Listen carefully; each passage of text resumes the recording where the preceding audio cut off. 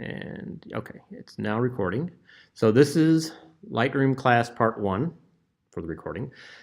This will cover essentially the organization, how to pick your pictures, how to import them and organize them and generally make them available. The next class is where I'm planning to focus more on doing the actual develop module, which is the little module over here. First question I will have is, who here actually has used Lightroom at all? So most of about just got it. Okay. There are two versions, kind of. There's the Lightroom 6, which they still sell as an outright purchase. You can just buy it, and there's no extra fees beyond that. However, that hasn't really been updated in a little while now. It's been a couple of years or more that they've. That's their only version that they have if you just want to buy it and have it and own it. But it's not getting updates really anymore. Lightroom CC is their subscription model. So for $10 a month, the photographer's package is Lightroom and Photoshop, which I think is a really good deal, mainly because Photoshop used to cost hundreds of dollars. And now, for $10 a month, you can get both Lightroom and Photoshop, the latest versions, which they frequently update. I'd say major features at least once, maybe twice a year to some of those. And as they update features, they release them. The other piece that you get, there's other things that you get too. You also get online storage. If you want to share pictures, they give you a place to share pictures.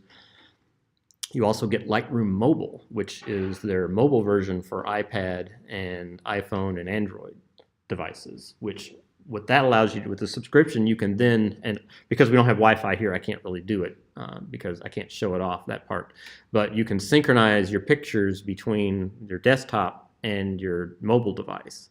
So if you can pick which ones you want, and any pictures that you load on your iPad or on your phone will automatically download to Lightroom, which is very, very handy. And they just this week made a major update to the iPad, which added some features that it didn't have before. So it's getting more and more of the desktop features of Lightroom on the iPad and the iPhone, where you can now do a large part of the development that you couldn't do. They just added the ability to do sharpening and noise reduction, stuff that wasn't in there easily before. You can do paintbrush, so you can do specific local edits and stuff on there. So it's getting, every time they update, they add more features that are currently in the desktop. So eventually what you get on your mobile device is not going to be that different from what's on the desktop, and you can do and the mobile device is very useful for some things when going through, like, once you've loaded your pictures, you can go through and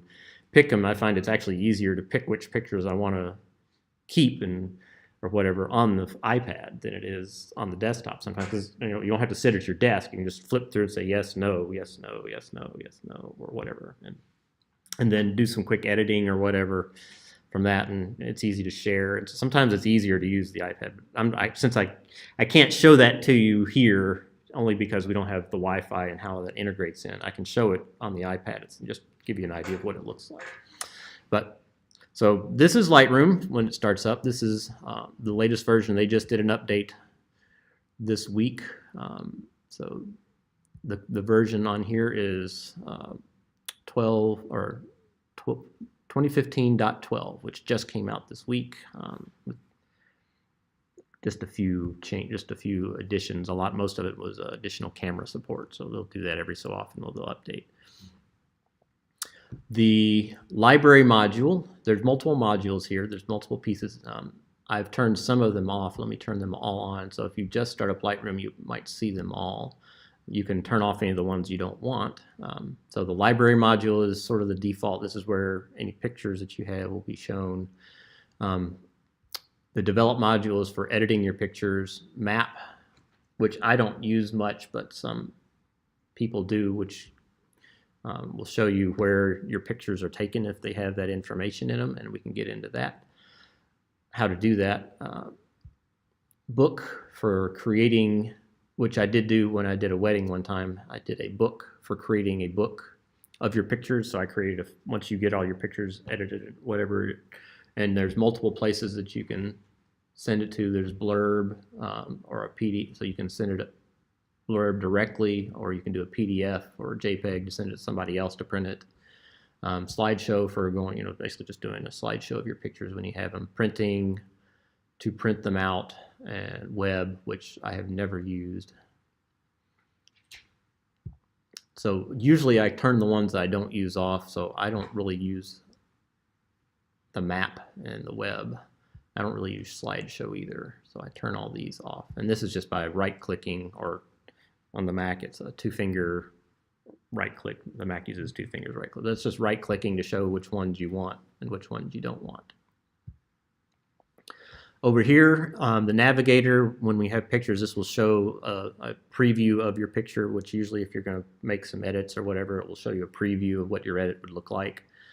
Your catalog, this is the, shows you a short, how many photographs you have. The synced photographs are for Lightroom Mobile, so that you know how many photographs are available through Lightroom Mobile. You can actually pick which pictures go to Lightroom Mobile from the desktop. Quick collection, which I'll get into collections a little bit, and the previous import shows you how, just gets you a quick version to pictures that you just recently imported. Folders is a list of folders on your disk itself where the images are. So if you've got, wherever you put them on the disk, this will show you, and then import them to Lightroom. This is the list of folders on your disk itself where the pictures will be located. Collections, I will get into in a little bit later. It's kind of like folders, except it's only within Lightroom. It's a collection of your photographs, but it has no relation to where they are located on the disk drive itself. They're just I guess you would call it a virtual folder of where you have pictures that you can organize in multiple ways, and we'll get into how that works. On the right, when you have a picture loaded, you can do some quick develops from within the library. And then histogram, which will show you the histogram of a picture. So we'll import pictures in a little bit, and we'll see these things actually useful. Keywording I will get into in a little bit. Metadata, which is information about the picture itself, which, since we don't have any pictures right now. Comments, so why would we have comments? If you share your pictures online and people go and view them through the Adobe side, these are where the comments will show up. So when you share pictures, you can share pictures online. That's part of having the Adobe CC package. You can share your pictures online. People can go look at them and comment on them, and we'll download the comments. And so one of the neat things that I found when doing a wedding photography is I shared my pictures online. They went through and they said, I like these pictures. It automatically downloaded the ones that they picked back to Lightroom, so I knew right away. All they had to do was go to the website, say yes, pick the heart, and then it comes back to me and says, okay, I know to prioritize these pictures as the ones they like. So that's another benefit of using the Lightroom photographer's package with Adobe. So the first thing we need to do is we need to get some pictures. To do that, we go down here on the import. Import on the bottom left is how you bring in pictures to Lightroom is the easiest way that I've used. And I've got my card already inserted in here. So you can also import pictures if you've just copied them off your card or whatever. So these are all the pictures that I've got currently on my camera. That's just telling me that I had some pictures on there already. So this is the import module.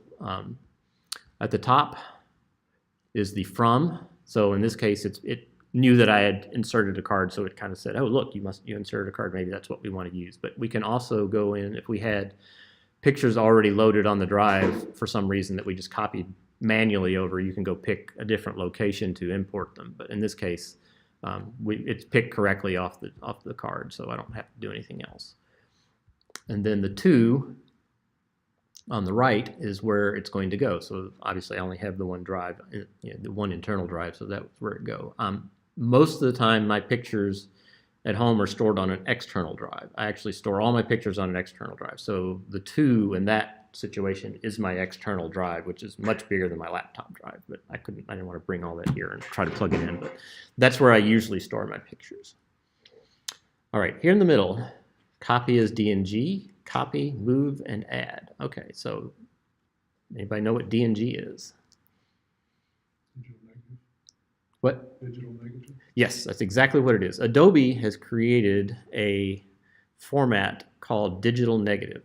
Everybody's camera, when you take a picture, if you're using it in RAW mode, we won't get into what RAW mode is, but if you're using it in RAW mode as opposed to JPEG mode, it's a negative. It's an undeveloped picture, which is what Lightroom and such as will read. Every camera has its own format. They're all different. That's why they have to update every so often to get new cameras. If a new camera comes out, they have to then provide updates to say, here's how we interpret this camera's image so that we can use it.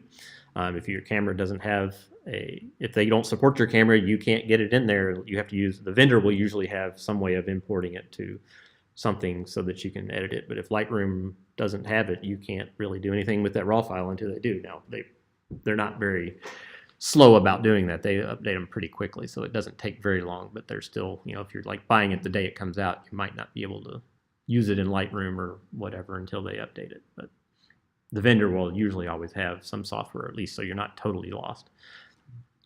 So why would you want to use DNG? Well, DNG, what that is that's an Adobe format that they came up with, but it's an open format, so anybody can use it.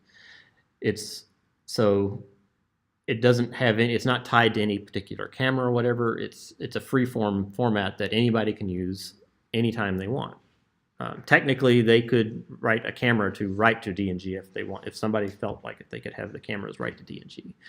DNGs are typically a little bit smaller than a camera RAW, which is one benefit. So you save a little bit of space. It's a little bit of compression in it. It's not lossy compression. It's just a little bit of compression built in.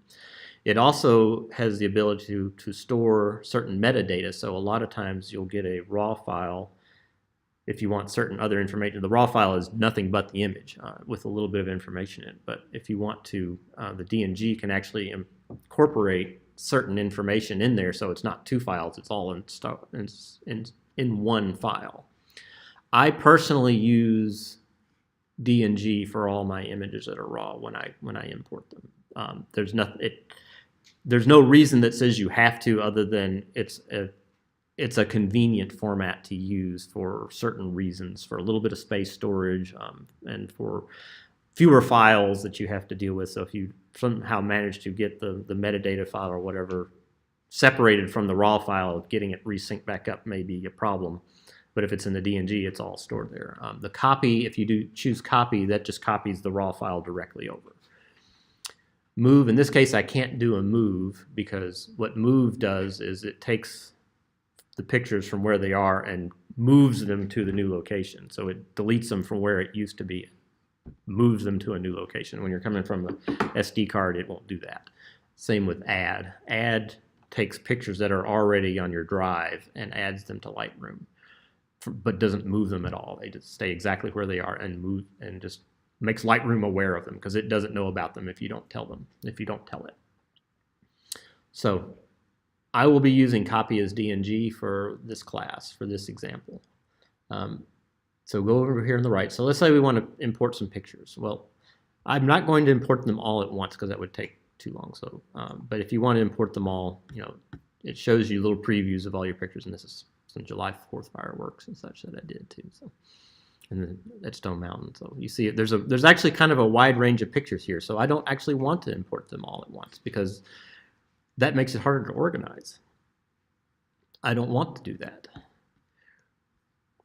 All right, so let me ask a question here. So if you use Lightroom, has anybody actually done importing into Lightroom before? Okay, so how did you organize your pictures? How did you organize them when they came in? What did you do? Just a question. What do you mean? So when you imported them, where did you tell them to go on your hard drive? How did you organize them when they came in? So you came off your card. Where did you put them? I took them directly off the camera. Okay. And I can't remember right now. I think I went to collections and created a folder. Okay. And just named the folder. Okay. What'd you name it? You remember? Whatever the date was, with a little bit more than the event. Okay. Okay. So what I want to show you is the reason I don't want to import them all at once is because I want to organize my pictures in a way that I can find them again later. A lot of people use dates. I used to use date. All the pictures would be based off the date. I used to use that. Back in the winter, I learned a better way for not using dates.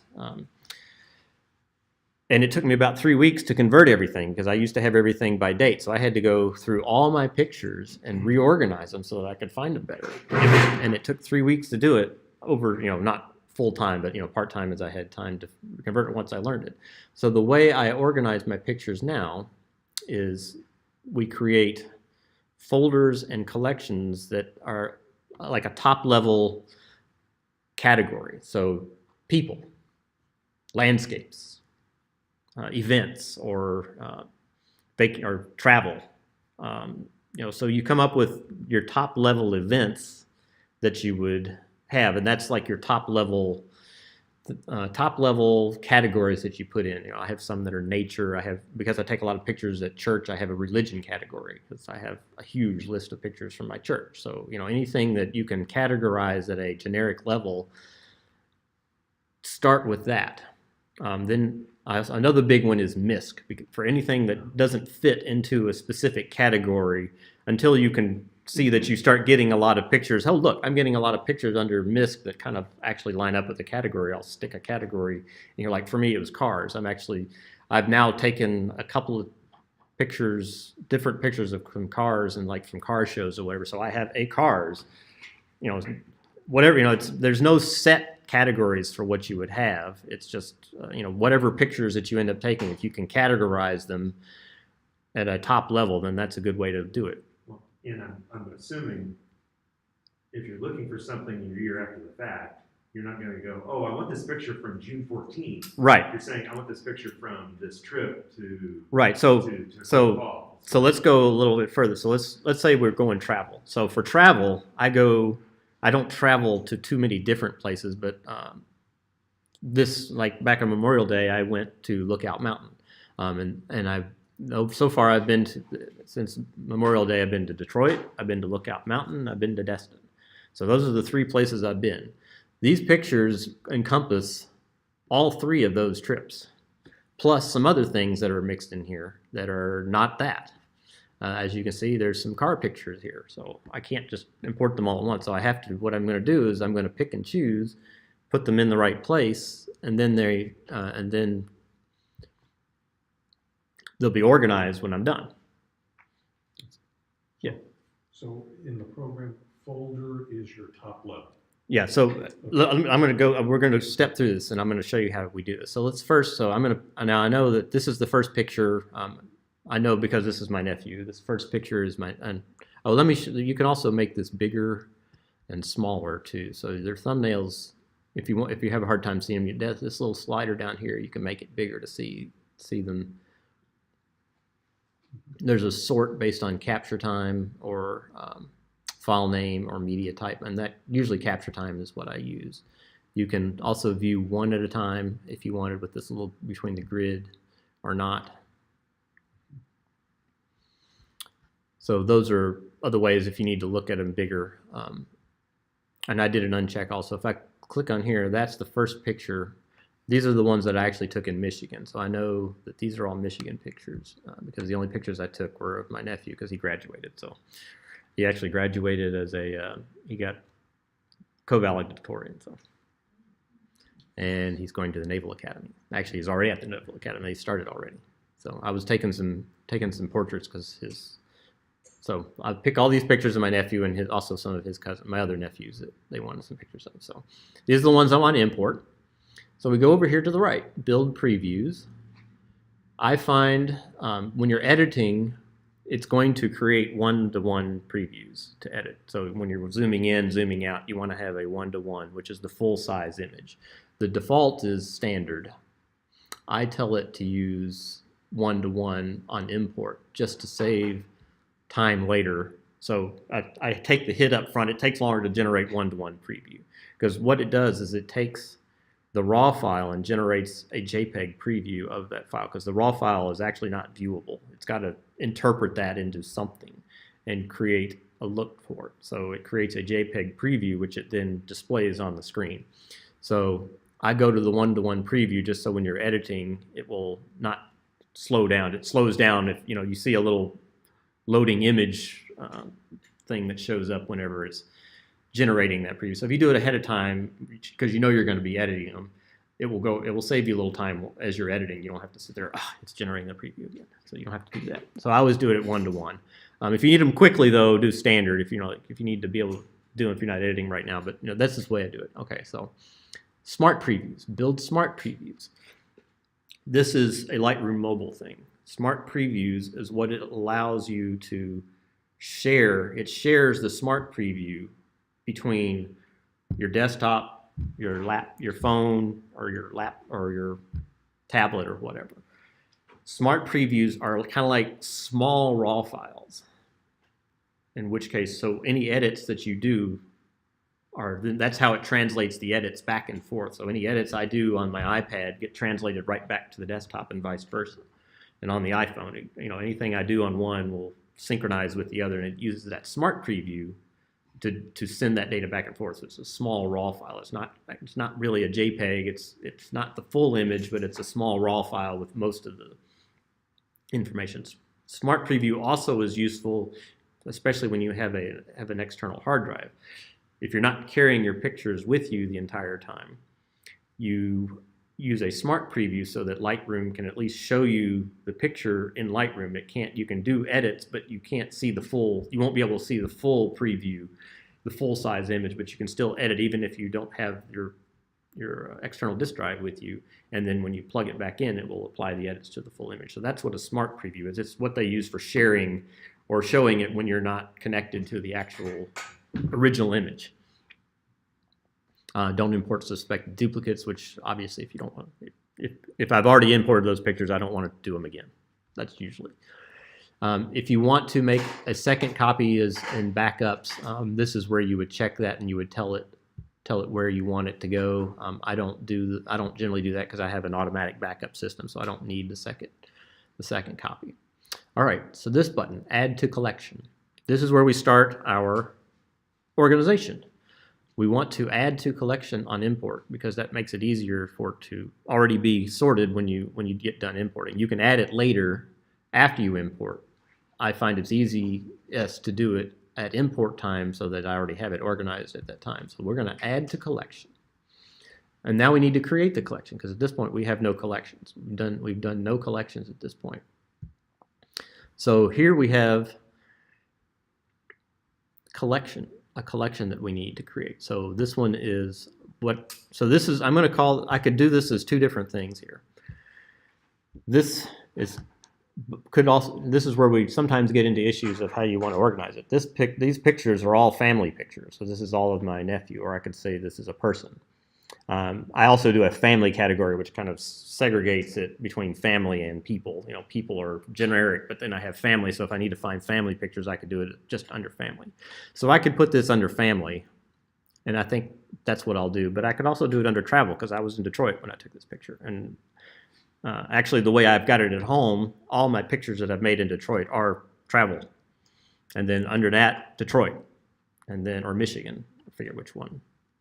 I'm going to call this one family though because this is family pictures. So we'll call this. So this is it will go inside a collection set, but I'll show you what that is. So first I have to create the collection name, and we'll call it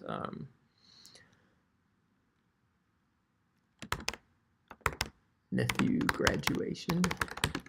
And then this is where I'll use a date, just so I'll know when it was. This is where the date part comes in. So we'll create a collection, but we need to create it inside a collection set. Now I don't have any. We may have to go back. We have to go back here. So I don't have a collection set. We'll get to collection sets in just a minute. I'm not going to do it inside a collection set just yet. We'll do that next. So we'll create a collection, call it nephew graduation. So when it imports those pictures, they will all go within that. The next thing is rename files. Anybody questions on collections yet? On that part. Okay, I'm going to get into, there's a little bit more that we have to do after it's imported. Rename files. Files that come off your camera are usually named some combination of letters and numbers that have absolutely no meaning. When you go back and look at that, it's like, I have no idea what that picture is. So I highly suggest that you rename the files when you import them. And what you do is you rename them to something that has to do with what the pictures are. So there's some templates here that you can use. It has some default ones where it's a custom name plus X of Y. So custom name meaning this is whatever you type in, it will rename it to that, and then it'll have X of Y to differentiate which one it is. Or a custom name with the original file numbers, which would be, or a sequence, or just the name itself, or they can do a date dash file name. So those are all. I have a custom one. So what I do with my custom settings, you can go over here in your custom settings and generate your own setting for the name. So in my case, I've got custom text. And then this is where the date comes in. I have the date here in the picture itself, and then a sequence. And so what you want to do is when you do this, if I wanted to add, say, in a dimensions, tell me how big the picture is, or the focal length or exposure or whatever, you can go pick what you want and then hit insert, and it will add it up here, and then you can move the order around. You can just move the order around as to what you want. Now I don't actually want that on here, so I'm just going to delete it. And then you can also do a shoot name. So if you want to name the whole shoot, or custom text was the other one. You can also do a shoot name, same on. If you have like an overall shoot for whatever you're doing, but it's different people, you could give it a shoot name and then the person's name if you want to import them at that level. So I say, okay, so these are all Bob's and these are all Darren's pictures, but you can still say this is Bob and Darren's shoot if you wanted to do that. So that's, I'm not using the file name. The file name is the file name that came from the camera. So that's where that came from.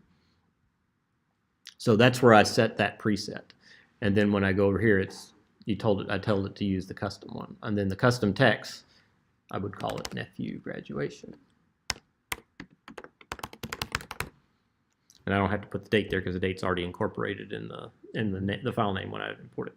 So will nephew's graduation be like labeled onto each picture? Each picture will have nephew graduation, the date, and then a sequence number so that it's whatever, and that will automatically happen as it imports them. So now when I go look at those pictures on the hard drive, I say nephew graduation, I know what that's from. And the start number, I think this is just the number is just, you can change that. I don't normally change that, but it probably could be changed. But that's just how many pictures I've imported with that. Extensions leave as is. You don't want to change those. So this right here is actually a sample. You'll see nephew graduation, and then it's got the date in here, and then it has the sequence number in a .dng showing me what it's going to. Develop settings.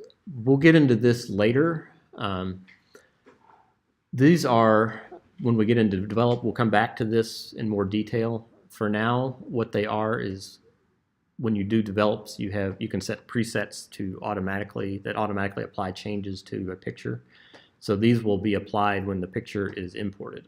In this case, I go ahead and tell it, one of the default ones is a lens and chromatic correction. So every lens has its own distortion of the world view.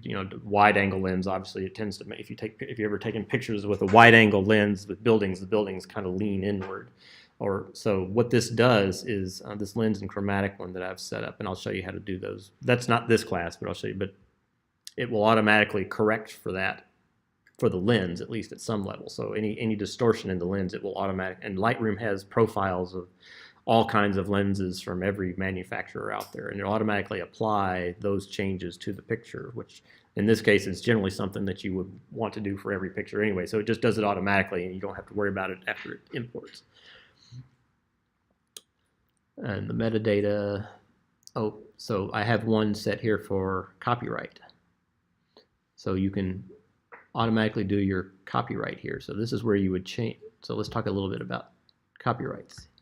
So the preset I have here, I have import copyright. You should copyright your pictures. And this is where you do this. When over here under metadata, you can set up any kind of information that you want to have on, and this is the metadata. This is where we're talking about the metadata. This, if you were storing it as a raw file without DNG, this would be a separate file. When you're doing it as DNG, it's embedded into the file itself, so it doesn't get separated. So that's one of the benefits of DNG. So this is where I put my copyright information and some website stuff in here. So you should copyright. And so there's a huge list of things that you can put in here. If you're doing video, Lightroom can also do video, so you can have video metadata. I don't want the keywords.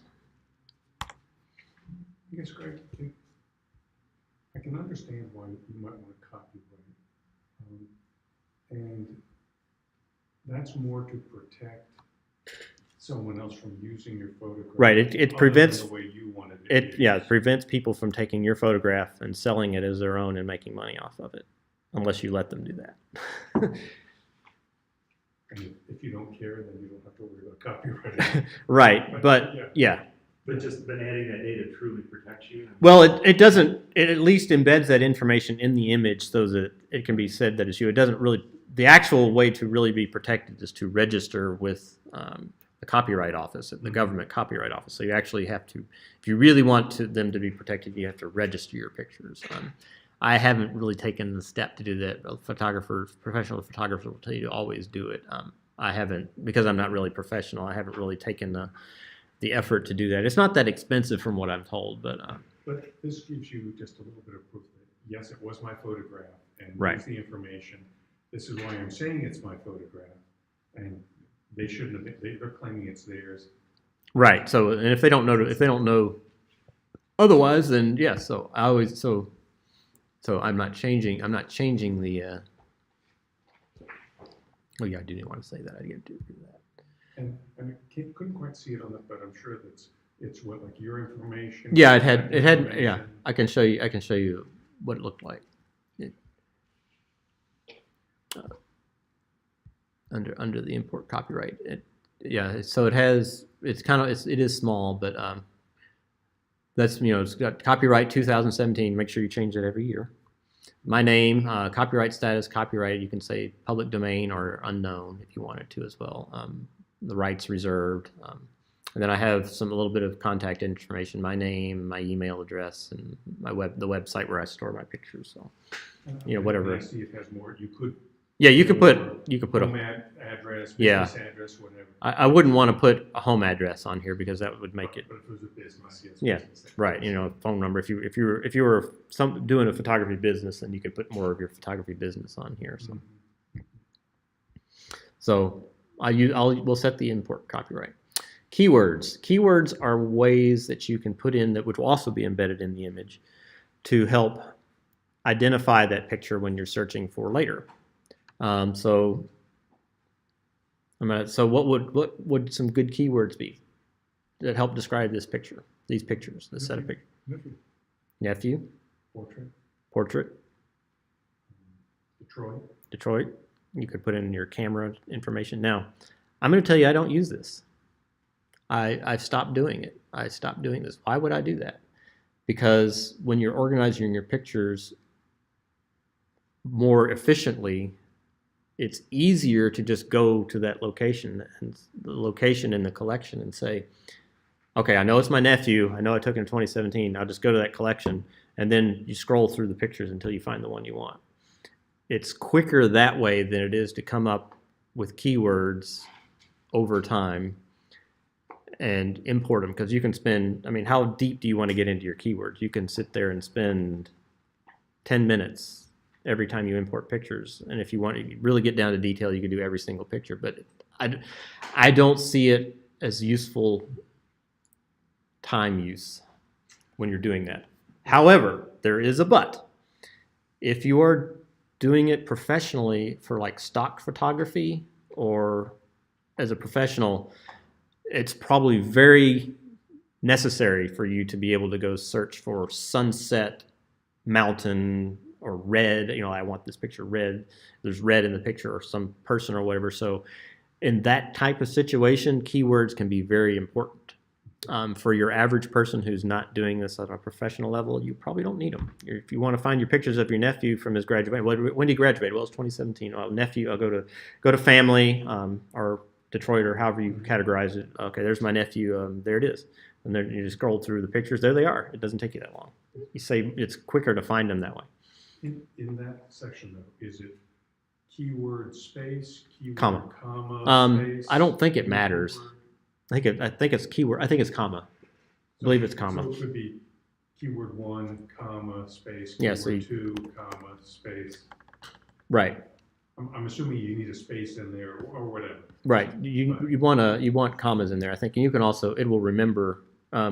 It will also you can set up some of them to automatically remember. It will remember previously used keywords too, so it will start offering suggestions if you use a certain keyword a lot. Then it will start offering suggestions. But I stopped messing with it because I used to be pretty good about putting keywords in, and I found over time that I never use them.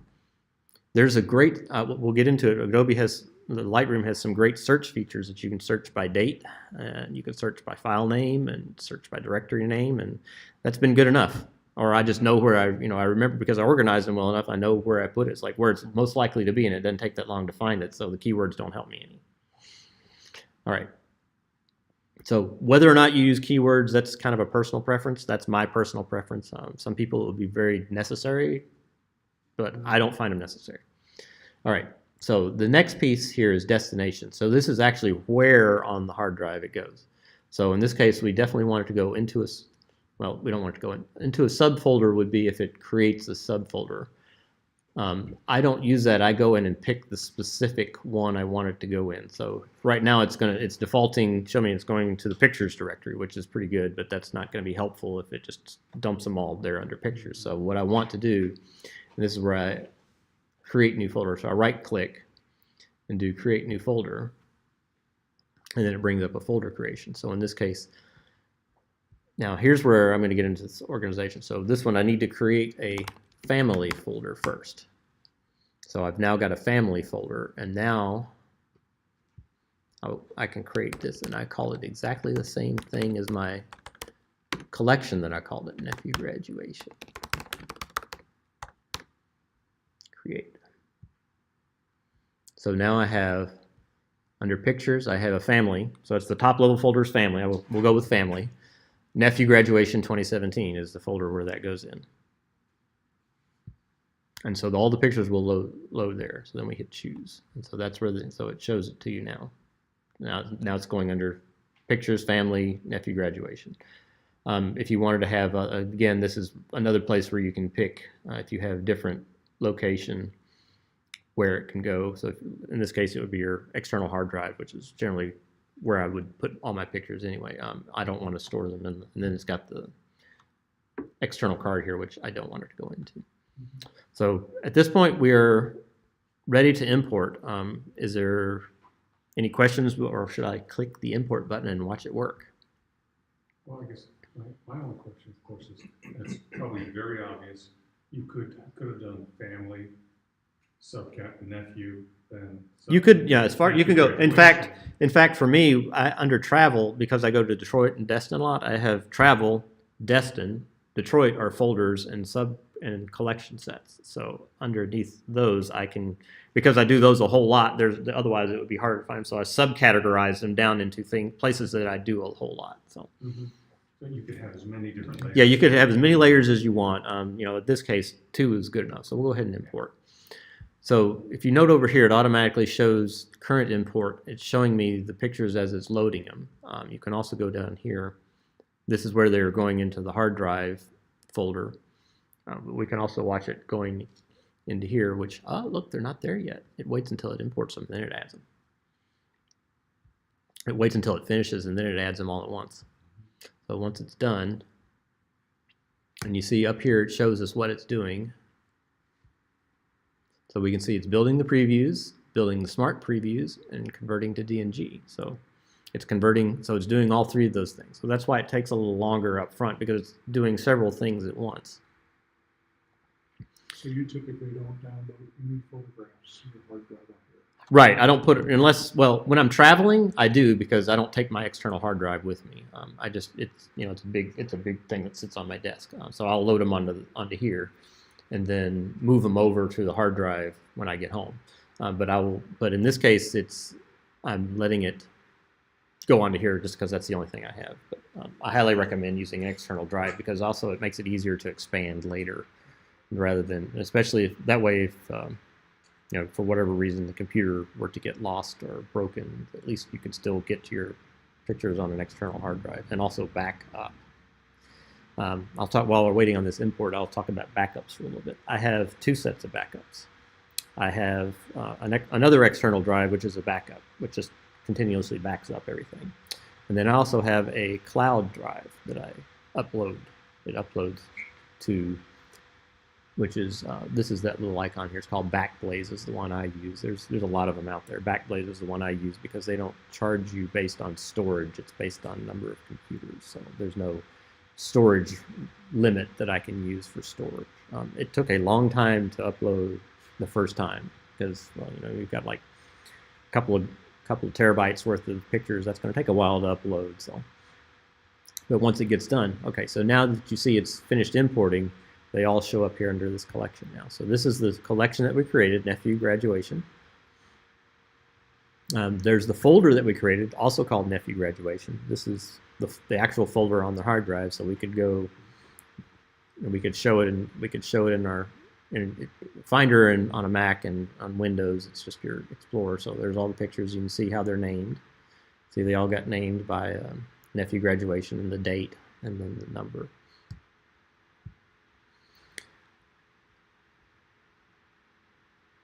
Now, so the next thing we want to do is, so we noticed we talked about family. So I didn't have I hadn't created a collection set. So collections under here have two different things. They have a collection, which is the actual which is the actual collection of photographs, but there's also a collection set, which is a category of things. So here we're going to add a collection set, and we'll call that family. So now we have this collection set, which is just a placeholder, so we can then move our Nephew Graduation over here into family. So now it's the top level. So when we load any other pictures that are family, we can put them under family. It's really annoying that you can't do that from the import. This is one of the things that I hear people complain about that with Lightroom. It's like, why can't I create the set from the import? You can create the collection. Why can't I create the set? So it's one of those things that maybe Adobe will fix one of these days. But so it's easier to actually create your collection set. So let's go ahead and create some other collection sets here. So we have, let's say, landscape, and I didn't want that to be there. I want it to be side. There we go. I put it inside family. I didn't want it inside family. So let's create another one. We'll call it, because we know what we have, cars. Uncheck that. And we could say collection set. We could call it travel. So we got a few. I don't know. I did it again. Not paying attention to where it's putting it. All right, there we go. So now we have under here another one we have that was already there is called Smart Collections. This is one that they create automatically. This is Smart Collections are not collections you create like we did with Nephew. What Smart Collections are is they are a search criteria that then goes and looks for pictures that meet that search criteria and shows them there. So it's not actually, and you can change that criteria. So in our case, it's got a few here that are defaults, like without keywords. Well, look, we didn't tell them any keywords, so obviously all the pictures show up there under without keywords because this particular search criteria says no keywords. Recently modified, so obviously these just got all loaded. Colored red. I'll get what that means in just a minute. So any in the past month, so anything that's not recent, there's nothing in there. So those are some of the ones they've created. You can create smart collections, and we'll go ahead and create a smart collection. And it doesn't have to go under smart collections. Those are just defaults that they create. You can put them under anything. But so the smart collections work just the same way as collections from the beginning. So let's say I wanted to have a smart collection. Well, we'll come back to smart collections. I want to do something else first. So we now have our pictures. the next step is let's pick the pictures that we like. Has anybody tried to do that in Lightroom? You know how to, the best way to do, or there's multiple ways to do that in Lightroom. They've got 3 or 4 different ways you could do it. The easiest way is with a pick flag. So, and you can, and usually you would do that. This is where you just start flicking through your pictures and using the pick flag. So the pick flag is P. The shortcut is P. If you like a picture, you hit P, and that picks it. So if you pick it, you say it flags as picked. And if you chose, oh, I didn't want to pick that picture, you can hit U, remove flag. If you don't like that picture, you click hit X, rejected. I don't like that picture, which essentially, and then what it's got tools for deleting rejected photos. So usually you don't want to keep photos that you don't like, so you can then have it do a delete rejected later. And in this case, this isn't one I wanted. This was just testing, so it's not one I like. So we're going to reject that one. And his eyes are kind of closed there. So that one looks pretty good. So we can pick that one. And his eyes are kind of squinting there. He was in the sunlight, so we won't worry about that one. That one's better. I don't know about that one yet. I've got more. I know of it. I think the light's a little possibly better there, so we'll pick that. That one's pretty good, so we'll pick that. You know, I'm not sure about that one, so I'll leave it alone. That one's good. Yeah, he didn't have a good smile there, so we won't. We'll just go ahead and reject that one. That one's okay, a little dark. That one's pretty good, so we'll pick that one. Not sure about that one. You know, I'm not sure I want to reject it. That one's kind of nice. I like his. So we've got 2 different pictures here. So we can pick on this little. This is a previous and next. So we can say, okay, so which one do we like better? The one on the left or the one on the right? One on the right, because you don't cut his waist, come off with the waist. Yeah, but then I also could say the one on the left, because then we're not kind of getting just the little bit of shorts there. I don't know. I mean, anybody have a preference? I mean, I don't really care. So you can zoom in. You know, when you tap on it, you can zoom in if you want to look closer. So we could pick this one. And then we reject that one. And we can go back to our. So we rejected that one. You know, that's the one we picked. So let's go back to our. So that's the. Because they're selected, it was only going back and forth between those 2. So we have to unselect it to keep going on the zoom view. We'll go back. So we've been through these. So we like that look. I'm not super sold on that one. I like that. All right, so those are all our pictures. So we picked them. Oh, shortcut key. If I'm viewing the zoom view, hit G is group. And that takes you back to the group view. It also takes you to the library module. If you're in develop and you want to go back to your library module, you can hit G. D is for develop. So those are some of the shortcuts that I use a lot. I don't remember what the zoom view is. And of course, if you want to see them larger, you can increase your thumbnail size or decrease it or whatever. So, okay, so now we have some picked and some rejected. Let's go back and look at so how do we see only our picked and rejected picked pictures now? Well, there's 2 different ways we could do this. Up here on the top right there's filters. Filters off means we're not filtering it in any way. If we click on these here, we can go pick multiple filters here. So we can do camera based on camera info, exposure info, rated, unrated. We haven't rated any pictures yet, but we did pick pictures. Flagged. So if I go pick on flagged, these are all the pictures that we liked. So now we can just see the ones that we just liked. The alternative to doing this, and this is where I see some people do this. Okay, so now we have nephew graduation, but we could also create a new collection and make it a smart collection. Smart collection. Let's look anything, location inside, match rating. Well, we don't want rating, we want pick flag. Pick flag is flagged, and then we call this nephew graduation picked.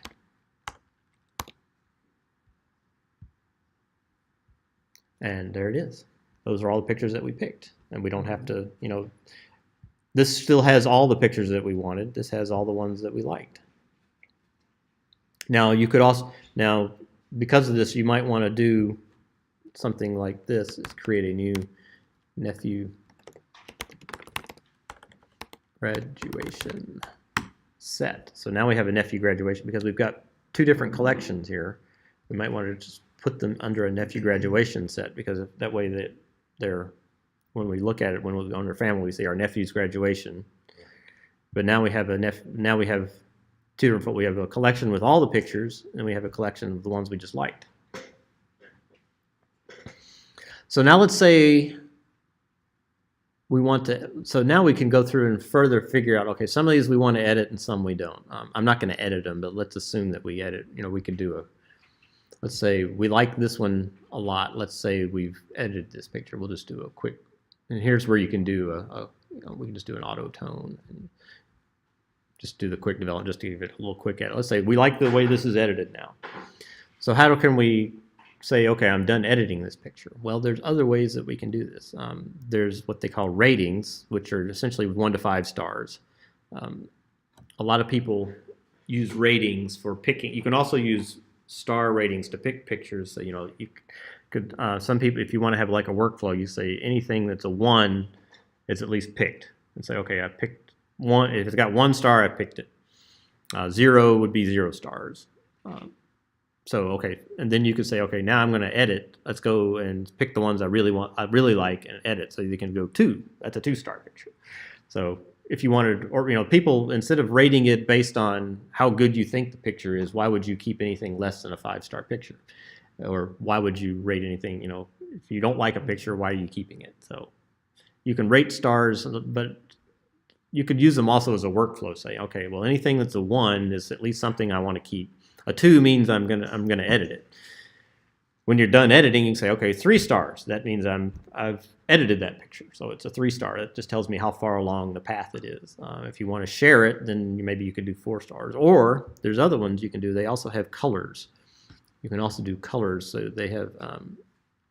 Let's see if they can show. I don't see if they have. There's color labels. You can also do colors. So you can do red, yellow, green, blue, and purple. I personally, once I've edited a picture, I mark it green. Say, okay, that picture is green. That's good. Ready to go. I've edited that picture. It's ready to go. So that's one that I'll use. I don't use the star ratings anymore. I used to use star ratings, and then I realized, okay, why would I keep anything less than a 5-star? If it's not a 5-star picture, then it's, you know, I don't want to share it. This is what I think is my best work. Or how do you decide when your picture is a 5-star rating? You know, I don't know. Ratings are very subjective. So, but green colors are like, okay, this is a green picture. It means and you can do multiple ones. It doesn't have to, you know, it can have. Well, green. It actually the ratings are fixed, so you can only have one color. But that kind of gives me a workflow of where it is. So if it's a green picture, it means I'm done editing. I'm ready to go on to the next picture. Or you could then mark them as, or you could start it off mark it, but you know, maybe I want to edit this one, but I haven't edited it yet, so I could mark it red. Say, okay, I'm gonna edit. That's one I'm gonna edit, and then you go in and edit it. Shortcuts. 1 through 5 are your stars. So 1, 2, 3, 4, 5, and 0. Those are your stars. Colors. 6, 7, 8, 9. Those are your colors. I know there's one other color. There's a purple. I don't remember what purple is.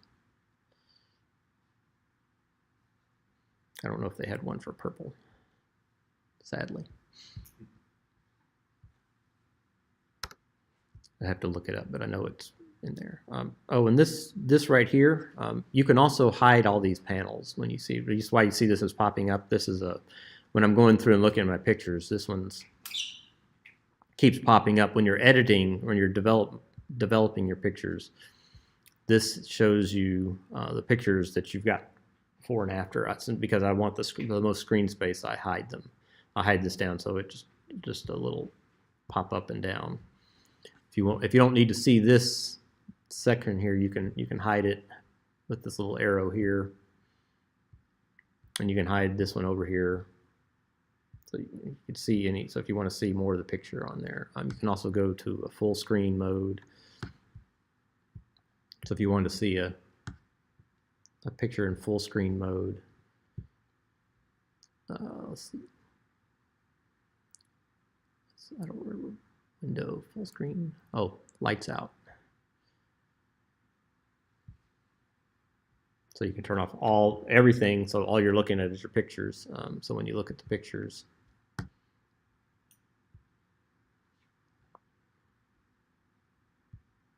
and bring it all back. So that way you can get rid of any distractions if you want to look at just the pictures.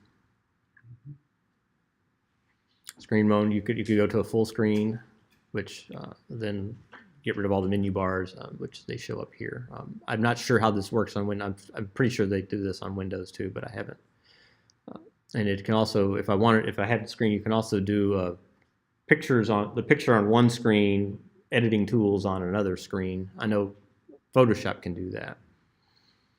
Secondary display, so you can do that, or you can have certain pieces on your secondary display. Since I'm sharing the screen, I can't actually do that.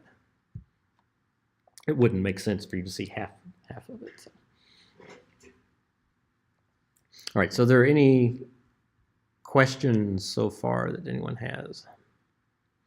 I'm seeing a little bit of is it too much information so far, or is it just good so far? It's good. All right. It'll click better when you're actually Yeah. working.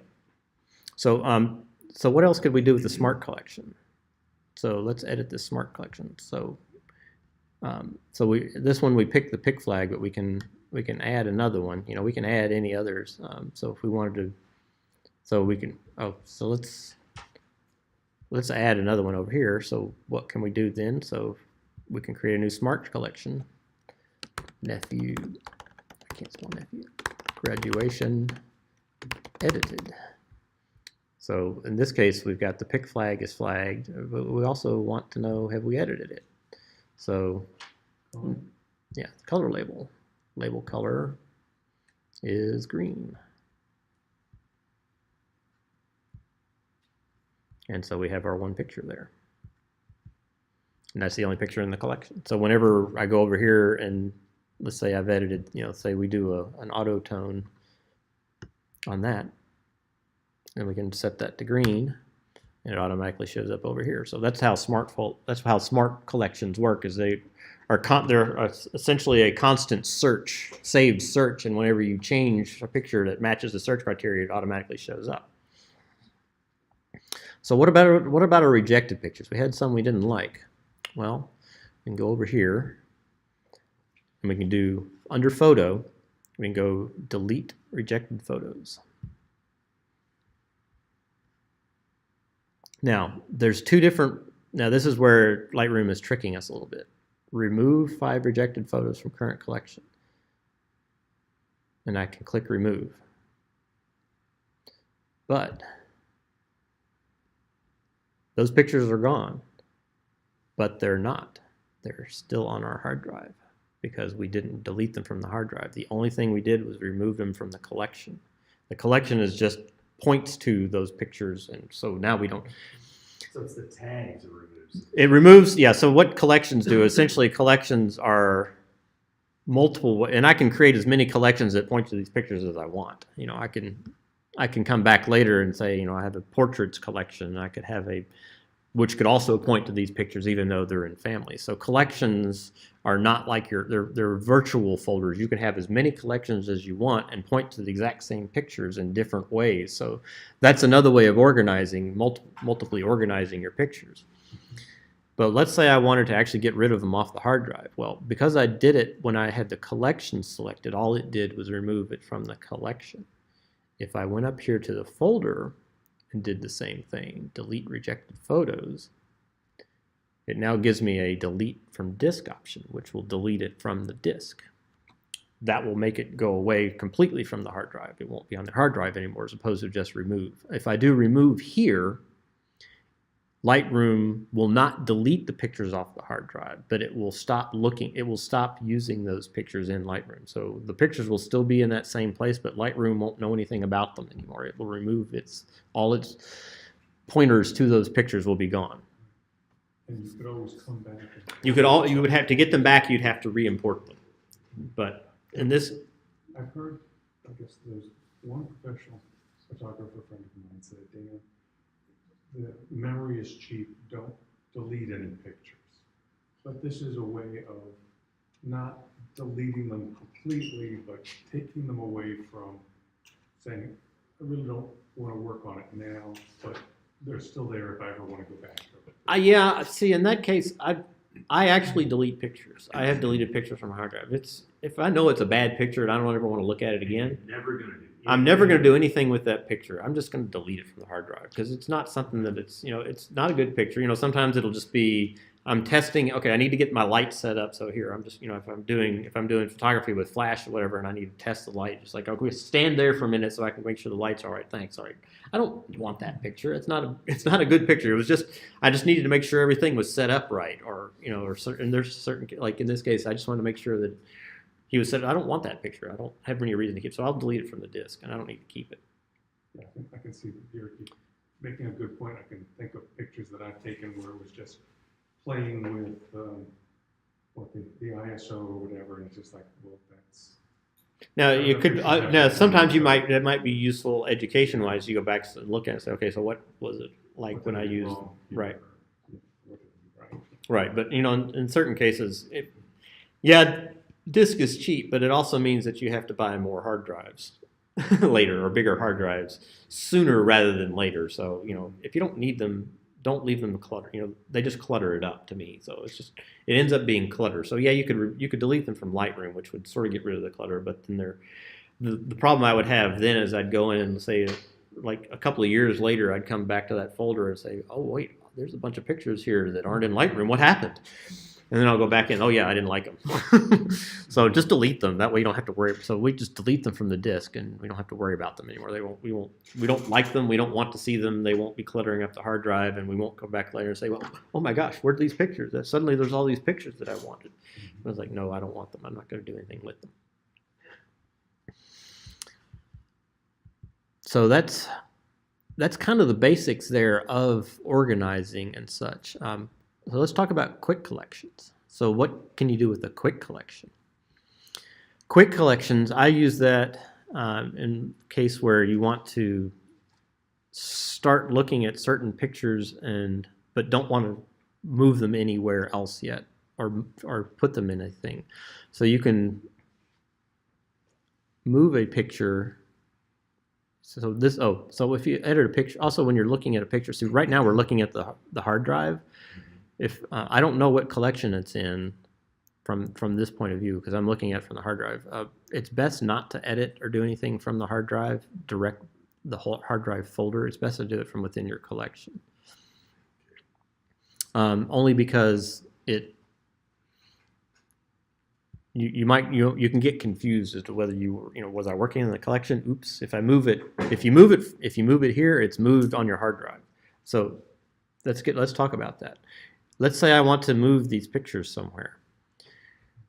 Do not go to your folder.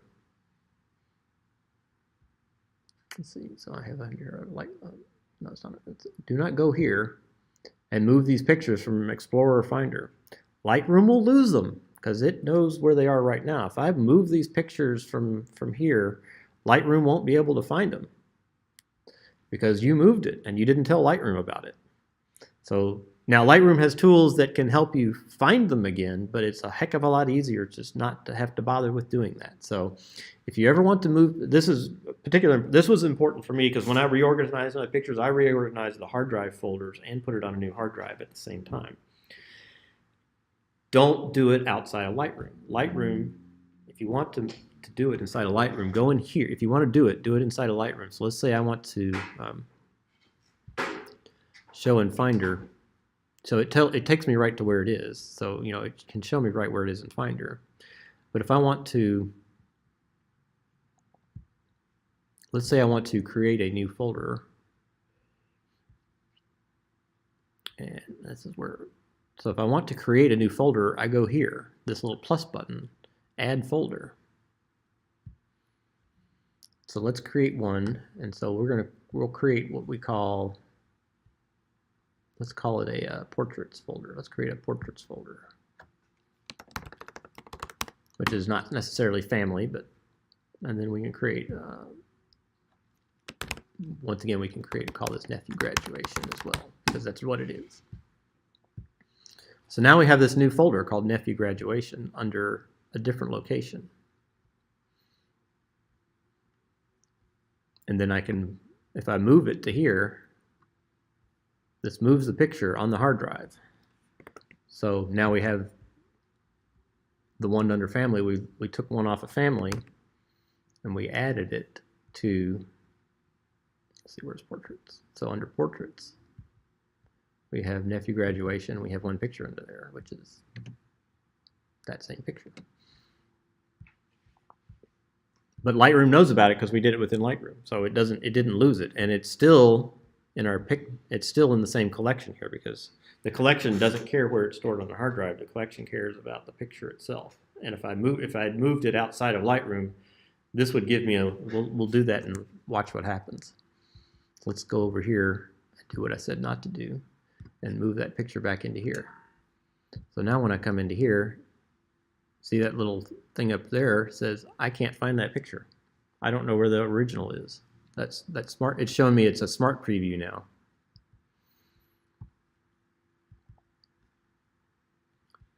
Greg, in the same tone, couldn't you, within Lightroom, create a separate set, copy your portraits into that set? You could copy, if you want to copy the pictures, you could copy them too. We could copy the pictures. So, and in that way, now, with what you did in moving the picture to the portrait file, it removed on the hard drive, that removed it from that other set and put it in the portrait set. Right. But by creating and copying within Lightroom, you could say, well, here's the set that was my nephew's graduation. And then you could pull up portraits and here are portraits. Oh, and here's the portrait of my nephew's graduation. Is there They don't. I don't think it doesn't. When I move it, it doesn't copy. It doesn't do a copy. There's no. This is move. This isn't. You don't copy within. In order to copy within Lightroom, you got to do an import again. So I would have to import the pictures again for it to make that kind of copy. So you could, but not the way we've been talking about right now. Right. So it doesn't do a copy when you move your pictures around like this. So importing, there's one file, and you're creating pointers. I'm creating pointers to that file. Right. It doesn't create. You can't create. Now, if I want to create a second copy of that picture and put it in the folder like he's talking about, I would have to actually, I would have to do in Finder or Explorer, make a copy and then copy it over there. And then I'd have to tell Lightroom that they're there by importing them again. But I think the beauty of it is having one copy of these Right. files, and you can get to it a variety of ways, some sort of way. Exactly. However, there is no reason to do that, however, because any edits that I do not change the original file. The original file looks exactly the same as it. If I go to Show in Finder, I'll show you the difference. So this is, all we did was just apply the auto tone, which just kind of let Lightroom do its figure out. But if I go over here, this is the picture here, and if we compare the two, you can see that this one is unedited. So if you see that you can see that the face here is brighter than the face here. So this is the unedited picture. So there are no changes made to the file itself on the disk. What Lightroom does is within its catalog settings is it remembers all the edits that you make and applies that to the picture when you view it. So in essence, I'm just trying to figure it out in my mind. So the original is always it's always good to keep the original on the hard drive. Right. There's not necessarily well, you have imported and have a copy in the Lightroom file. So technically, there are two versions of that picture. Then you can edit the Lightroom, and that's your edited picture. Right. Of course, the hard drive has the original Right. data. Right. What Lightroom does is for every picture you edit in its little, and it's got a database. For every picture you edit, it stores the edits you've made to that picture, and you can go back at any time and look at the edits that you've made and change them or whatever.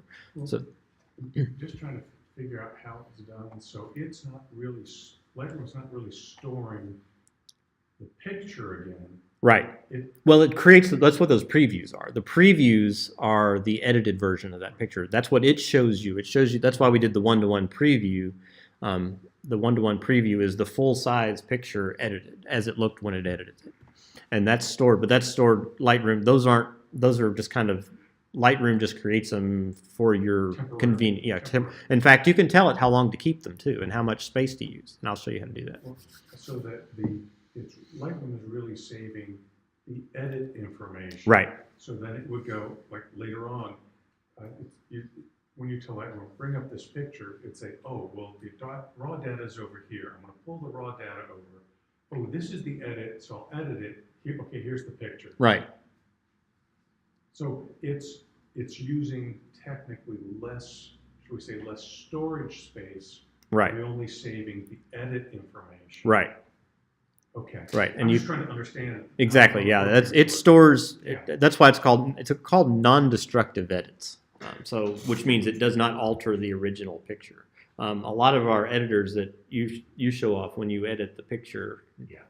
Especially if you take the JPEG and edit that picture, when you save it again, it changes the original unless you save it to a new file. A new file with the edits applied. Right. You've got the original file. Right. So everything, and Photoshop is the same way. Photoshop does not change the original picture. It changes. It saves. Now in Photoshop's case, it actually saves a file, usually a PSD file, a Photoshop file, when you edit with Photoshop, and it saves that file, and it keeps. But it keeps all the edits in that file. So Greg, what have I done wrong? Because I did this last week. All right. So what did you do? I imported the pictures from my SDR onto the hard drive of the computer. Right. And I processed them. Mm-hmm. Then I slid them over and I put them on Facebook. Okay. When I come back to try to redo the picture. Is it telling you it can't find the picture? Correct. Okay. So but it shows you this little preview, right? Yes, but I can't do anything with it. Right. So what you can do is, so this is where, and I'm trying to remember. So that's the one thing that I can't remember. So we need to find lost photos. I know there's a way, and I know. And I'm trying to remember how to, I thought there was a menu option. There's so many menu options, even I can't remember all of them. But I know one way you can do it is here. We can go to the picture itself that it shows, and we can right click on it. And if I do a show in Finder, it says, I can't. Would you like to locate it? So you click on locate. And you tell it where it is. Well, we know we moved it. We moved it over here to family. We moved it in here.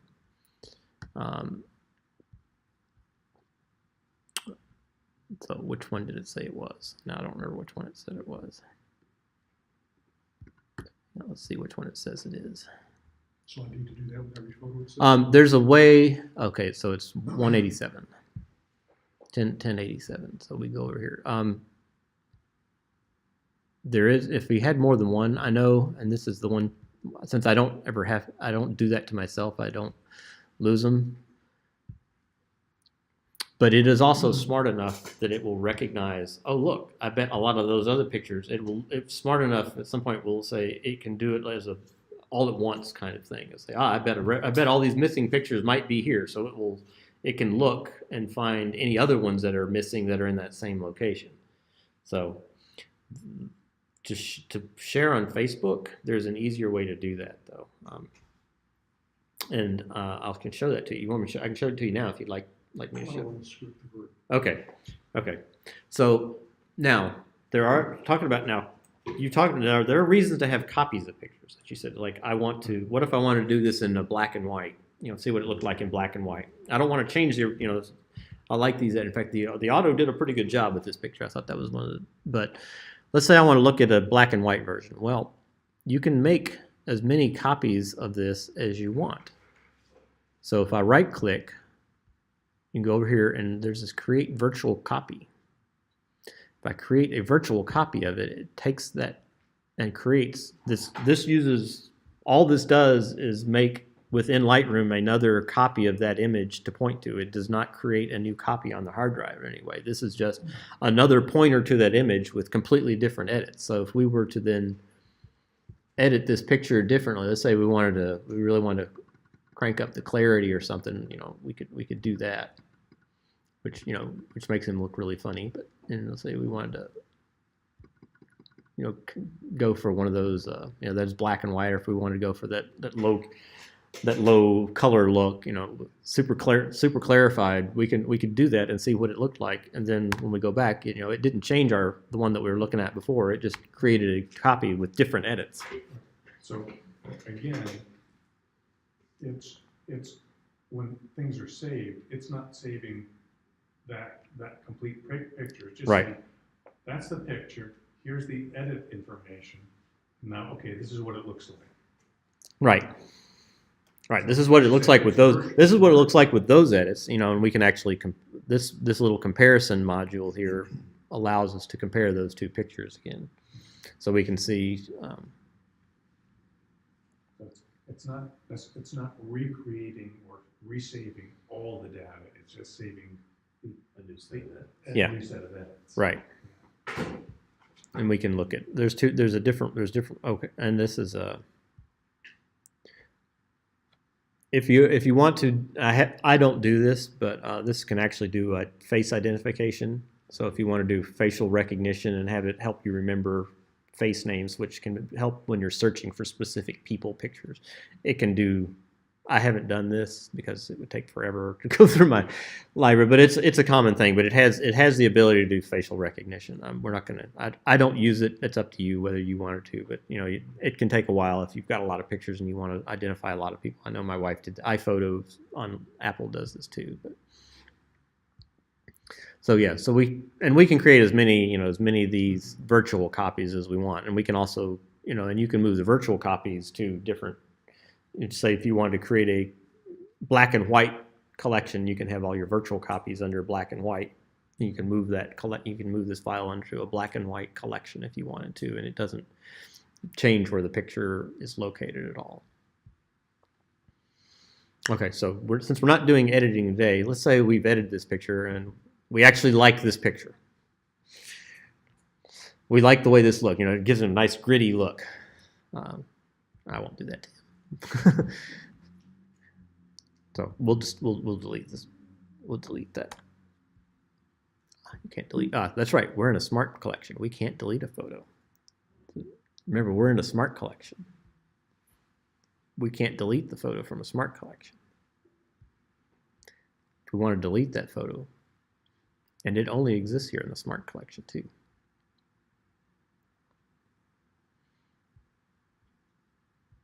Actually, why does it? That's actually really strange. Why does it only exist in the smart collection? Oh, I can delete the virtual copy though. I can remove photo. Oh, hang on. There's a way to get rid of smart collection photo.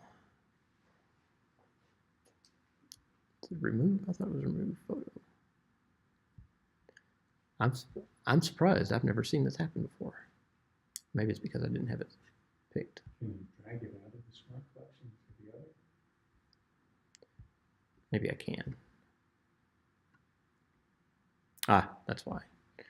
So, and then if I delete it, I didn't realize it wouldn't create it under there. I've never done it from a smart collection before. So, yes, if we remove from collection, it will go away. That's what so we'd have to. I don't know why it won't let me. I'm gonna have to figure this out. I didn't know you can't delete it. That's really interesting. I can't get rid of that photo. I don't know how to get rid of that. I'll have to figure out how you get rid of it. I didn't know creating it inside of a made that. Okay, so anyway, let's say we wanted to, so we've got our edited photos here. So let's say we want to eventually print them. You can go over here to print. This is the print module for printing. This is if you're printing directly to a printer yourself. I don't do this a lot because I actually go print them. If I'm printing for our show or whatever, I send them somewhere. So the other way I would do this is export. So you go File over here and you do Export. Now there's a whole lot of different options on here. You can export to email. You can export to your hard drive, which is what we're going to do. You can also export if you wanted to send it to Google. These are some of the other programs that I'm using. So it has other programs that use like Photoshop, Luminar, Photomatics. These are all plugins or other programs that can be plugged into Lightroom that work with Lightroom. You can export to those, and then it can edit the picture, do things that Lightroom can't do, and then it'll import the picture back. In that case, it is usually what those programs do, I guess, destructive editing to the picture, where Lightroom will create a copy of the original. You edit that copy, and that copy is now whatever changes you made in Photoshop or wherever will have the edits to it. You can choose to edit the original picture if you wanted to, but be very careful when you do that. You only want to do that if there's something in that original picture that you never want to see again, because once you do that, you can't do that to the RAW. You can't edit a RAW picture, but so the first time it will create usually a TIFF image, which is just an uncompressed full resolution of that original picture. So you can't ever edit the RAW picture. Any edits have to happen off something that's interpreted from the RAW picture. But once you do that and then make further changes to that file becomes will have any edits to it, and an external piece will be destructive edits, meaning they'll change the original file. You'll still have your original RAW file, but it might be a lot harder to get back to whatever edits you had made later, because you have to go through multiple steps. Like, okay, I can't just look at my Lightroom. I've gone in Photoshop and made a few changes there, and then I've gone in somewhere else and made some changes. So there can be multiple steps. So you could end up losing it. So you make copies of it. But let's say we wanted to export them. So exporting is, so what we'll do is, if you want to, so you were talking about going to Facebook, or let's say there's two different ways. I can show you two different ways. One, if you want to export. So this is how you actually make developed, finished copies of your pictures for sharing, if you want to give them to people, if you want to email them to people or whatever. I usually just go to hard drive, export to hard drive. There's some other things it's got some presets in there for email, but I find it tends to use fairly small images. So if you want to send larger images, you have to do it to hard drive first. Also, if you're going to print to an external location, if you're going to send them to, if you're going to take them to, digital photography? What's that? Digital photography? Digital. Yeah, that's a place that we generally use as a group for printing. They're located they're on the access road between Claremont and North Druid Hills. That's where we tend to recommend you. They're really good people, and we've actually visited there once as a group a couple of years ago. Yeah, they do good. They're behind the NTB. So if you actually pull into the NTB, So the other side of it. and go, yeah, it's on. If you're going south, yeah, you get off. It's on the side. It's on the side of the access road when you're going south. It's after. It's after REI. It's at the end. You'll pull into the NTB parking lot and go around to the left side behind it. And that's where they are. There's actually two photo things side by side. Yeah. So anyway, so this is where we want to. So we'll export it to hard drive. We'll pick where we want it to go to later. These are all ask what to do when we want it to do. Rename to, we don't want to we can do some changes to the names if we care. In this case, since we already named the file when it came in, it's already got a decent name coming out, so we'll know what it means. And then if you have any video that you may have done. So in your file settings, JPEGs are lossy. which means that when it compresses, it removes information from the image. So you have a quality setting as to how much it removes. The 90 is usually for printing. That's usually pretty good. The smaller the less quality, the smaller the image, but also the worse it will look. 90 is usually about what people use when they're printing. If you want a smaller image, you can do a resize. This would be in certain cases when you're sharing it to another site like Facebook or whatever. You don't want they don't take the entire full size image, so you can tell it a width and a height size here. You can also do in inches. I'm actually going to do the and then sharpening. If you know you're going to print, you always want to sharpen for matte paper, for the type of paper, or for screen. Usually the standard amount. You can do low, standard, and high. I always stick with standard. Certain it depends, just it makes it look better when it prints out. I don't use watermarks.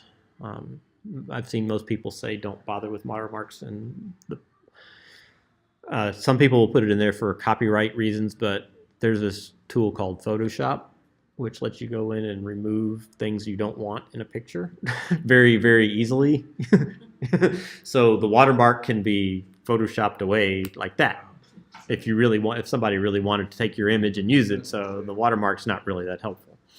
Plus, to me, when you look at a picture with a watermark, what's the first thing you see? The watermark. You see the watermark.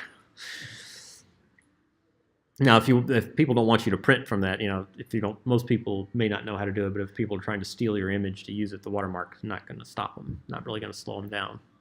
So I don't ever bother with it. That's why you copyright, and you can register with the Copyright Office, and that's better than a watermark. So then we'd export. So it's going to export those two pictures, and we want to tell it. I have a pictures export directory that I always use, so it automatically remembers that from the last time, but you can always pick which folder that you want it to go to. So, and you see it up here, and it will export those two files. So this is actually generating full-size images of those two pictures. So these are now the full developed images of those two pictures. But this has created a new JPEG. This has created new JPEGs, and you can see here in the Finder, let me close it. It's created these two files here with the nephew graduation. These are some older ones here. I'll get rid of those because I don't need them anymore. So that created the new, and I had some others in here that I exported. So it's created those exports of those two pictures. And those can be shared on Facebook from there. Or if you want to email them to somebody, or you take them to wherever you want to print them, you can download them to a flash drive if that's what they use to print from or whatever. So that's how you get your pictures out of Lightroom and into some viewable or printable place. I know with was it Microsoft Outlook, the print option also lets you export to Microsoft Outlook and attach it as something. If you just like a quick and dirty sharing email. Yeah, you can. With this, does that print have that link? This print here is only for printing to a printer. So it doesn't have like I'm not going to get into printing because one, I don't have a printer here to show you. But this, you can resize it to fit different sizes. You can set your margins on. I won't spend a whole lot of time on this, but this gives you ways to print to a printer, and there's all kinds of options on here for printing and the setting and how much sharpening and making it fit on the printer and everything. But I don't want to get into that because I don't have a printer here. Well, just a quick question: Can you size it so you have multiple, like maybe wallet size? So that on one sheet of yeah, you could do. There are ways. It is possible in there to do a grid layout.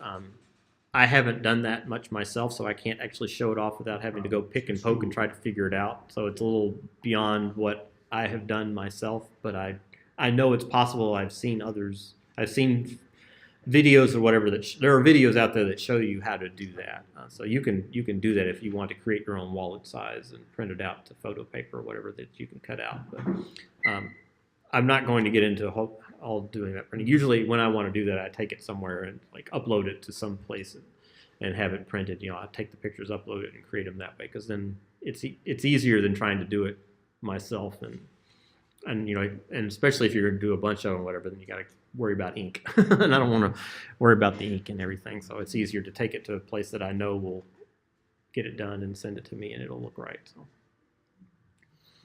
So the other way is these publish services.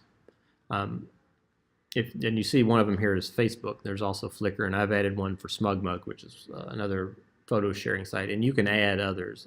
Adobe has one as part of your Adobe. If you get the Lightroom CC, they have Adobe stock, and you can upload it to Adobe stock, and maybe they'll sell, because that's actually what Adobe stock does.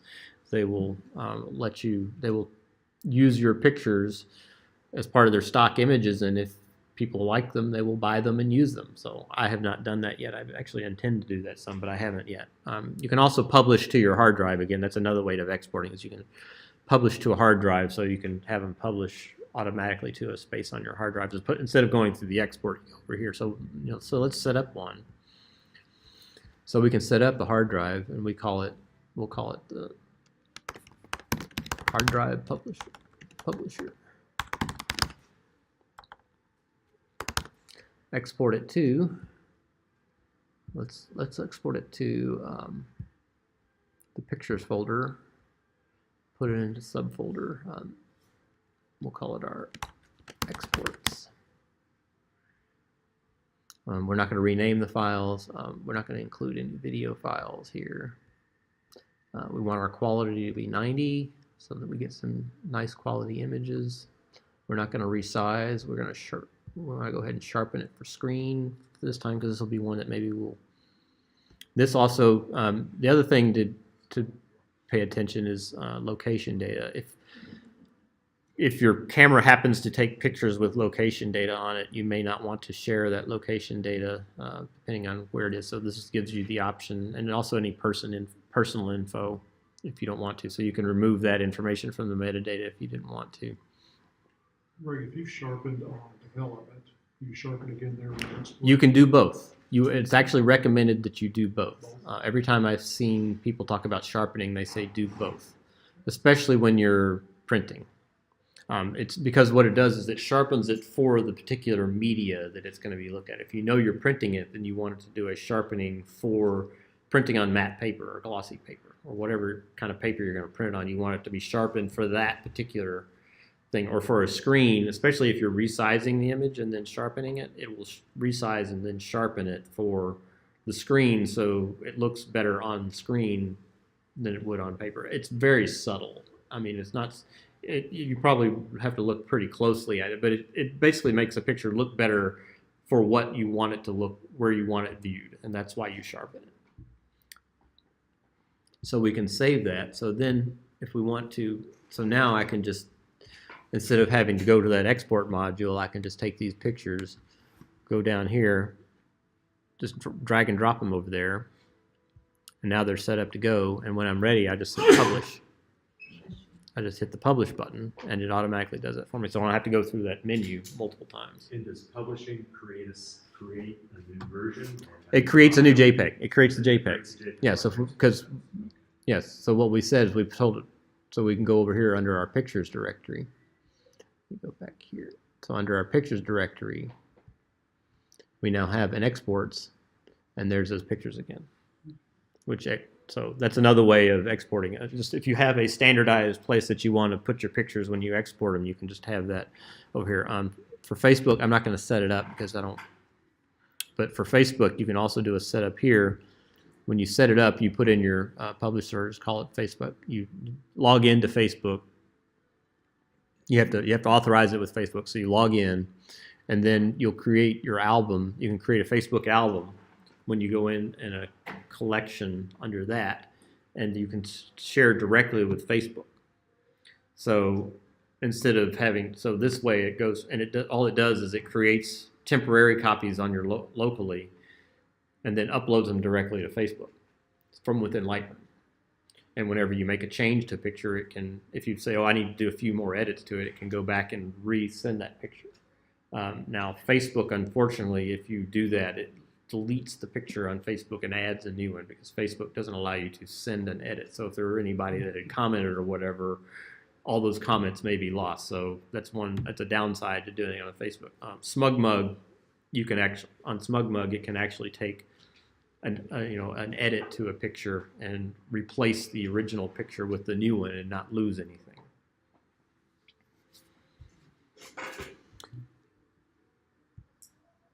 Oops, wrong button.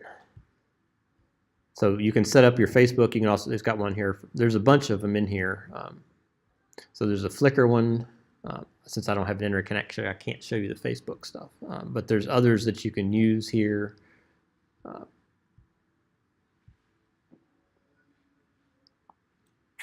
Plugin Manager shows me all the ones that I have. These are all the plugins that I'm using. So different plugins. So if you have, it's got Facebook built in. I believe it has Flickr built in. SmugMug provides a plugin for Lightroom, which is what I use to send to SmugMug. And whenever it updates, Lightroom automatically says, hey, there's a new plugin update. Would you like to install it? And so it can manage the plugins for you. So that's what the plugin. So and then some of these other plugins are other software I use for editing software.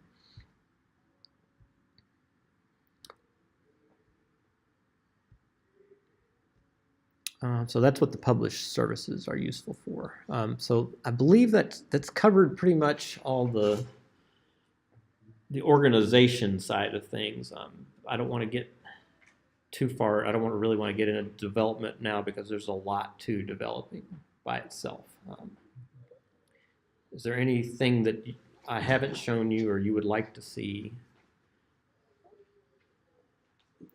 Great Yes. question. On the continuous backup.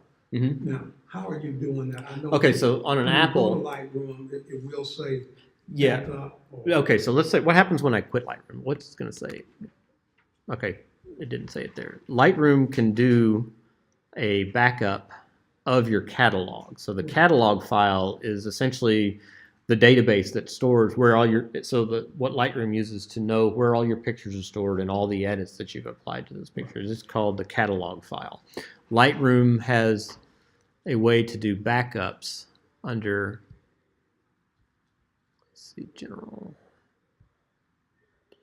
So this is where my catalog is. So right now I have Pictures Lightroom class catalog and the file name is class catalog.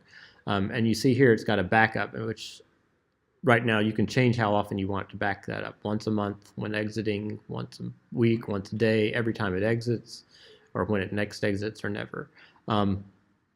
Actually, I don't back up my catalog because I've got a separate backup that I do. Okay. You can have Lightroom do backups. If you're doing, I would say if you're doing continuous backups, which basically you have a separate hard drive in it, and under Mac OS, it's got this time machine, which every hour or whatever, it backs up all the changed files to it. So it's always backing that up. So the Lightroom backup is just another way to back up your catalogs. Because I'm doing continuous backups, I don't really need to bother with this, but if you want to be extra safe or whatever and go back and be able to keep previous copies of your catalog, Lightroom has a backup to do that. The only downside to that is to remember to delete them so that it doesn't take up too much space when you don't need them anymore. So you have to actually manually, it doesn't delete them, so you have to remember to go back and delete them whenever it backs them up. So you typically store nothing on your computer. It's all on portable hard drive. My catalog, okay, so what I actually have here is my entire catalog is on my hard drive, but the original pictures are stored on the external drive. That's the other thing. Lightroom, yes, that is one other thing. Lightroom has multiple catalogs, so you can create. I've created a catalog here which had nothing in it for the class, but I have other catalogs. I have multiple catalogs here. Well, so under Lightroom, I have this is my generic catalog for all my pictures. So if I open that up, you'd see and I can show you what that looks like in a minute. The other thing that you can do, so this is specifically important when you've got a laptop. If you happen to have a laptop and a desktop and you do most of your edits on a desktop, but you take your desktop with you when you go traveling, you take your laptop with you, or you don't take your external hard drive, you take your laptop without it. So when I went to Destin, I created a Destin catalog. And whenever you switch catalogs, you have to close Lightroom and reopen it under the new catalog. So this shows and it has all the changes. These are all my Destin photos that I took when I was in Destin. And if you have a whole lot of money, you could buy one of those houses. I believe the one on the left is at least 10 million. This one on the far left is at least 10 million. But when you come back home, you'd like to be able to put those into your main catalog. Well, how do we do that? Under here, under import, there's an import from another catalog. So when you're away, you can create a catalog that I store. In that case, yes, I store everything on the laptop because that's all I have with me. But when I come back home, I don't want those pictures to stay on my laptop. I come back home, I open up my main catalog, and I then go import from another catalog. So my main catalog is my Lightroom catalog. So I can, and this is where I say, no, I don't want to back it up. The other thing is it takes a while to back up every time if you're restarting Lightroom frequently. So this is my Lightroom catalog, my main catalog. Now all the original pictures are not here. So you see, look, it can't. What it's complaining about here is this is the Lightroom syncing that it can't do because I'm not connected. See, this is my external drive right here, the G-RAID with Thunderbolt. That's my external drive. So it can't do the syncing. So it's complaining, hey, the drive is not connected. So I'm not going to sync my Lightroom mobile photos because I can't find the location to sync them to. So that's fine. So here I could import from another catalog, and then I go find that Destin catalog, just click on it, and it will take all those pictures and just slurp them right in. And they're now in your Lightroom catalog, your main catalog. And you can export it. You can also then, if you want to take those pictures somewhere, you can also do an export to a catalog.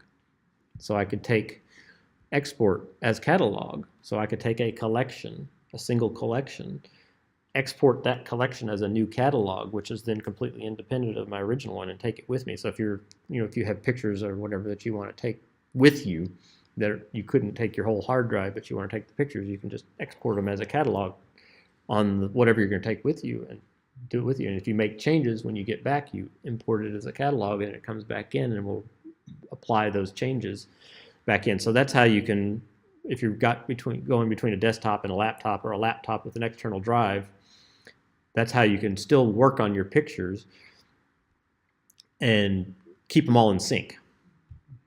The other thing, this is where smart previews come into play. So the original picture is sitting at home, but because I have the smart preview, you can see that it's got the smart preview, and I can make some edits here right now if I wanted to, and when I get home, it will sync it up with the, it will make changes to the original, not changes to the original picture, but the edits will be then synchronized with the original picture, so it will create a new version of that original picture, but you can still see it a little bit. So that's why you have a smart preview, is I can still edit my pictures. I just can't create full res copies of this picture because I don't have the original to work from, but I can make changes to it and they will then show up as full res pictures. This is actually a panorama, by the way. I took like 4 different, this was on July, it wasn't July 4th, it was the Sunday before July 4th. We went Sunday night because everybody goes on July 4th. So we went Sunday night. They were doing the same fireworks show 4 nights in a row. So we went on a different night to see the same fireworks show, but it was not so crowded, and there was this rainbow over here. So I wanted to get a picture of the rainbow, but I also wanted to have the mountains. So I had to go click, click, click, click, and then put them together in Lightroom. I can show you, Lightroom is really good at putting panoramas together, and I can show you how that. Well, that's next class. Yeah, that's later. But anyway, yeah. So that's how you can see. But you can see, I can show you all my collections here. So you can see these are all the collections that I have here. in my collection set. So aperture photos. So aperture, real quick, is what Apple used to sell as a photo organizing, and it was their professional photo organizing and editing software, which is similar to Lightroom, but they don't support it anymore. So I had to take all my pictures from Aperture and I switched them over to Lightroom. So these are the ones that I didn't bother to categorize, and you can see they're all by date. This is the old way of doing it. So anything, and I didn't feel like going through and categorizing them too much. So some of them I did, some of them I didn't when I moved them all. Some of the good ones I moved and some others I didn't. So, but you can see I've got a family one, and under family I have all these different pictures. So I have Christmas for each year, which can be confusing because I also have a, I thought I had a holidays one. I guess not. Oh, I know. I also, oh, sorry, that was the holidays. I have family and I have holidays. So for family, I have all these Christmas ones, but I could also have put them under holidays if I wanted to. But in my case, I picked family because these are Christmas photos that are just family. So it's really kind of subjective as to what you want. So this is Christmas, but these are Christmas photos of my family. So these are all photo pictures, all family-oriented photos. And then we have, these are, when you use Lightroom Mobile, it creates a collection called From Lightroom Mobile. So what happens is when pictures are synchronized, it automatically creates this collection here called iPhone uploads or whatever. So this is where all the pictures that I take with my iPhone show up here on my desktop. So it just imports them on here. So every picture that I've put into Lightroom or whatever from my phone go here, and there's 700 something of them. So that's one of the ones that it originally creates. You just see I've got a MISC where I've got a whole bunch of different, and I could possibly take some of those down further, but they don't quite fit in any other categories. Like I could probably do I've got several here that are Stone Mountain, so I could probably further subcategorize into Stone Mountain, but it hasn't. And there's I could probably put this under cars if I wanted to create it. I haven't created a cars top level, but I could because I've got that and I've got some other cars and such. So I've got nature. I've taken a bunch of school photos, so I got school, people, religion. I don't have many I haven't really used smart collections on there. I had sports for a while. I was doing some, I've done some sports stuff. I was doing some football photography, so I had sports. Then travel. So those are the categories. So you can create whatever categories you think are. I don't have landscapes. I call it nature instead of landscape. So I've got all my nature photography is under there, so, or nature oriented. So landscapes may show up there. So that's samples of how I've organized. And it took me 3 weeks to move 10 to 20,000 pictures around. Yeah, and what one thing that's useful is since let me go back to this other catalog that we were working with. Let's go back to our class catalog.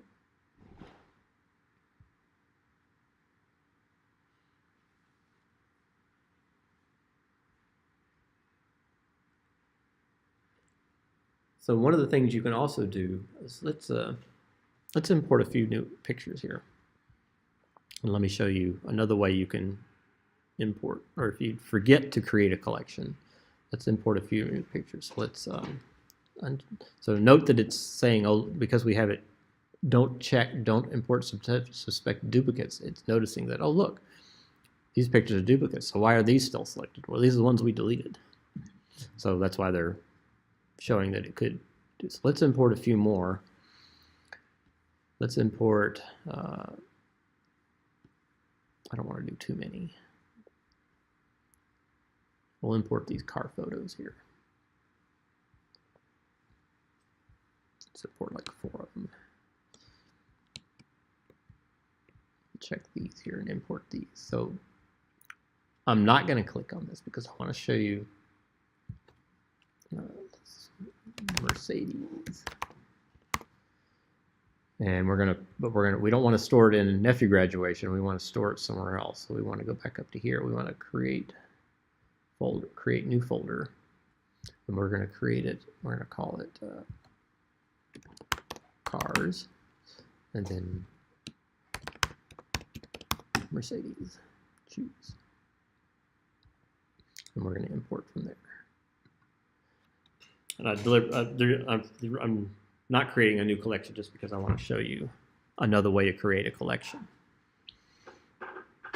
So we've already got this cars set here, but we forgot to check the create collection button. Oops. Well, all you got to do is do that. Just drag it down. There it is. Drag that Mercedes down and it's done. And so it created a new collection right there. So you don't have to, if for some reason, if you don't want to create the collection or you forget, like we noticed before that I didn't have a collection set called family and I wanted it to be under family. Well, I could have just left off the create collection, come over here, create the family set, the top level set, and then just dragged it in. So instead of coming back and creating the set. So that's another way of creating a very fast collection. The reason to name the folders this way is because let's say, if for some reason your Lightroom catalog blows up, gets completely lost.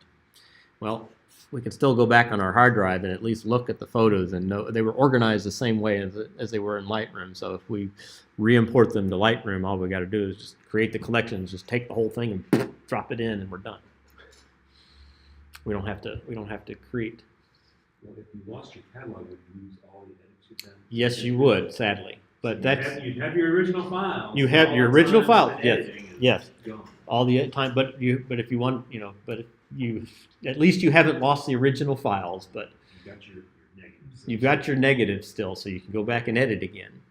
But yeah, so that's that would be that's just a disaster. That's talking about a disaster that you're having to recover from. But that's an easy way to bring him in. Or if you were out in the field and you needed to make a copy of your photos off your drive onto, you can carry portable drives, as a backup to your camera, especially if you're out like doing a wedding or whatever. You might want to make a backup copy Just right then and there, and you have a portable hard drive. You just drag the you can.